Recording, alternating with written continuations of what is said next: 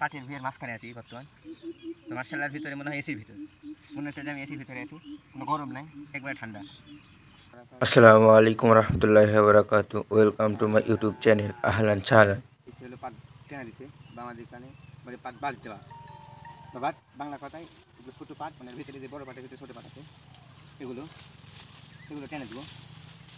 তো আমার বাবা ওদিকে টেনেছে, তো আমিও টেনতে আসলাম। আমি একটু পরে আসছি, বাবা চালিয়ে আসছে। তাকে বসে দেখুন এই যে তোমার পানি উঠে গেছে, এই যে সাপ নিচু নার্ভের নিচেই একটা দাঁড়া আছে, দাঁড়া বলে বা যেখান থেকে পানি যা আসা করে এই খাল। একটা বিষয় দেখেন, এই জায়গাটাতে এই ঘাস থাকার কারণে, এই গাছ থাকার কারণে এই জায়গার পাট মারা গেছে। মানে এত ভয়াবহ এই গাছটা, মানে এই গাছটা হলো পুরা গাছটাকে ঘুরে পেছে আয়ত্তে নিয়ে নিছে, নিয়ে এই পাটের গাছটা মেরে ফেলছে। সেগুলো সবই আজকে পরিষ্কার করবো। তো পাটের ভিতরে ঢুকে দেখি কী পরিমাণ আছে, আগে ধারেরটা পরিষ্কার করে নিই। বিসমিল্লাহ। তো পাট টানা কাজের একটু উপকারিতা আছে বা একটু আর কষ্ট কম, সেটা হলো পাটের ভিতরে যখন ঢুকবেন তখন আপনার গরম লাগবে না, মনে হচ্ছে এসির ভিতরে আছি আমি, এত পরিমাণ ঠান্ডার ভিতরে কোনো রোদে ঢুকতে পারে না, কারণ রোদ নিচে পুষাতে পারে না, এরকম একটা অবস্থা। পাটের ভিতরে কোনো গরম লাগে না, ঠান্ডা লাগে, সেখানে পাট টানা কাজটা একটু কষ্ট কম। তো পাট টানা এইভাবে, মানে যেগুলো ছোটো আছে দেখাচ্ছে, এগুলো ছোটো আছে, যেগুলো ছোটো এগুলো টেনে দেওয়া লাগে, বড়োগুলো এইভাবে থেকে দেবে, টেনে এই মাঝখানে এভাবে ভাঁজ দিয়ে রাখলে না, আর কিছু করা যাবে না। মার্শাল্লাহ অন্যান্য পাটের ভি আমাদের টানা হয়ে গেছে। তো এই পাটের ভি আছে আর নিচে, মানে এখানে যা দেখছেন এখানটায় আছে। তাই আমি পাটের ভিয়ের মাঝখানে আছি বর্তমান। তো মার্শাল্লার ভিতরে মনে হয় এসির ভিতর, মনে হচ্ছে যে আমি এসির ভিতরে আছি, কোনো গরম নাই, একবারে ঠান্ডা। আজকে শুক্রবারের দিন, বেশি লেট করা যাবে না, জুমা পড়া লাগবে, তারপরে ঘাস কাটা লাগবে, এখানে বেশি দেরি করবো না, পাট টেনে চলে যাবো। তো পাট টানার পরে এরকম হবে দেখেন,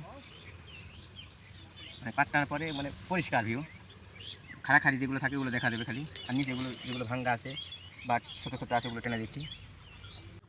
তো মাশাআল্লাহ দেখেন পাট অনেক বড় হয়েছে, মানে এগুলো 6 ফিট আপ হয়ে গেছে। তো এগুলো পাট হলো হেলদি পাট, মানে জাতের না। তো মাশাআল্লাহ পাট ভালো হয়েছে, দেখি এখন পরিষ্কার পদ্ধতি বন্ধ করতে পারি। তো আরেকটা জিনিস আছে এখানে ভিতরে দিতে, আমাদের একে ব্যাঙ্গি বলে, অন্যান্য এলাকা কী বলে তারা জানি না। এটা একটা ভয়াবহ গাছ, যে কোনো আবাদে যদি এই গাছটা থাকে বা এই গাছটা থাকে তাহলে আবারটা নষ্ট করে কীভাবে সেই মানে কীভাবে কী হয় তা আমি বলছি। এই যে গাছ, এটা না, এই গাছটা হলে পাটের গাছটা একবারে জড়িয়ে পেঁচিয়ে মানে অনেকগুলো লিয়ে পড়ে যায়, এটা হলো পাটের ক্ষতিকর। তাই আমাদের এখানে চীনা বাদাম, এই বাদাম অত্যন্ত বেশি হয় আমাদের এলাকায়, মানে বেলে দোআঁশ মাটি বা বেলে মাটি, এই কারণে এই বাদামটা আমাদের দিকে বেশি করে। তো বাদামের গাছটা যদি হয়, মানে বাদামের গাছের উপর ছেয়ে যায়, ছেয়ে যাওয়ার কারণে নিচে বাদামের গাছ পুরোটা পুষে যায়। মানে এই গাছটি একটু মানে কৃষকের জন্য অনেক ভয়াবহ মারাত্মক একটি গাছ, নাবাদের জন্য যেটা, এটা গরুকে খিলানতে, মানে গরুও খায়, ছাগলেও খায়। আর এই গাছটা হলো কোনো ওষুধ দিয়ে মারা যায় না, মানে আবাদ অবস্থায়, মানে কোনো আবাদ আছে জমিতে অবস্থায় কোনো ওষুধ দিয়ে গাছটা মারা যায় না, এই হলো এর ভয়াবহ কারণ। যদি মারা যেত তাহলে অত ভয়াবহ হতো না কিছু। দেখেন গাছের অবস্থা কি দেখেন, মানে কেবল এটা হয়েছে, কেবল ধরছে, মানে ধরার পরে অনেকগুলো নিয়ে একবারে পড়ে দেবে, এমনভাবে পড়বে মানে যে কয়েকটা গাছ নিয়ে সব পড়ে দেবে, পাট নষ্ট হয়ে যাবে। এটার ফলও আছে দেখেন, মানে এটার ফল দেখেন, এই যে আমাদের এখানে ব্যাঙ্গি বলে, অন্যান্য জায়গায় কী বলে তা বলতে পারবো না।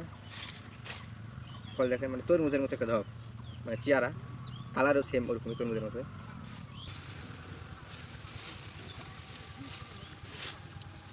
মশলা পাট টানা কাজটা সহজই, অতি সহজ, মানে যাই কেউ করতে পারবে। ছোটোগুলো টেনে বের করে ভাঁজ দেওয়া চলে হবে। আরেকটা বিষয়, সেটা হলো পাটের ভিড়তে বা পাটের গাছে অনেক সময় আশা পোকা থাকে, মানে এই জিনিসটা রক্ষা থাকবে। মানে আশা পোকা যখন থাকবে তখন গাছ চুলকাবে, অত্যন্ত গাছ চুলকাবে। মানে আশা পোকা ঠিকলে ওখানে হলো ফুলে উঠবে, মানে পিঁপড়া বা মৌমাছি কামড়ালে যেরকম ফুলে উঠে সেরকম ফুলে উঠবে, ওটা গাছ চুলকাবে। তো আমি লক্ষ্য করে রেখেছি যে আশা পোকা আছে নাকি, সচরাচর পাটে আশা পোকা হয়, এটা স্বাভাবিক। তো ওই পরিমাণে আশা পোকা নেই, মানে দেখতে পাচ্ছি না। তো সবাই ভালো থাকবেন, সুস্থ থাকবেন, আল্লাহ হাফেজ।